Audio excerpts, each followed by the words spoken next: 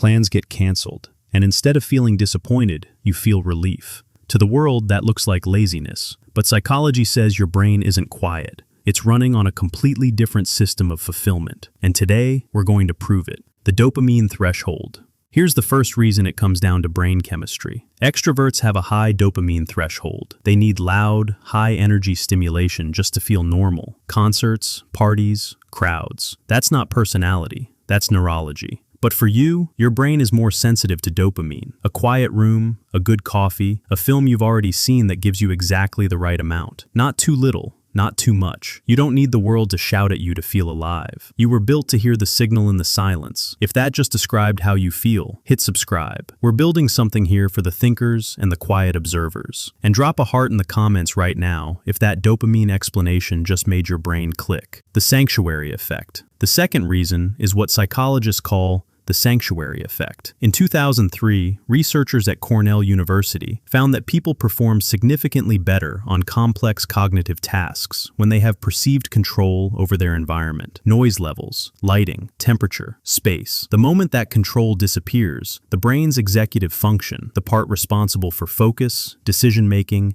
and emotional regulation, begins spending energy just managing the chaos around it. That's what's happening every time you're in a crowded room. Your brain is working overtime on things that don't matter. At home, that energy stays yours. When you choose to stay in, you aren't hiding from the world. You're protecting the mental resources you need to actually function in it. Introspective depth. The third reason, and this one is rare, psychologists have identified a trait called introspective depth. It's the ability to sit with your own thoughts, examine them honestly, and build self-awareness over time. Most people actively avoid it. They fill every silence with noise, with scrolling, with other people's opinions, because their own thoughts make them uncomfortable. But you've spent enough time alone to know your triggers, your patterns, what drains you, and what restores you. That isn't a small thing. That is the exact skill that therapists spend years trying to teach their patients. You developed it by simply choosing to stay home. Now, there is a thin line between being a happy homebody and slowly falling into social burnout. And the scary part is, most people don't notice it happening until it's already affecting their sleep,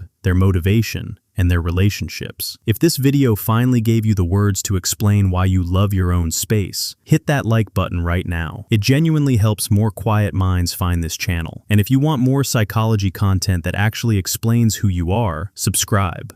I'll see you in the next one.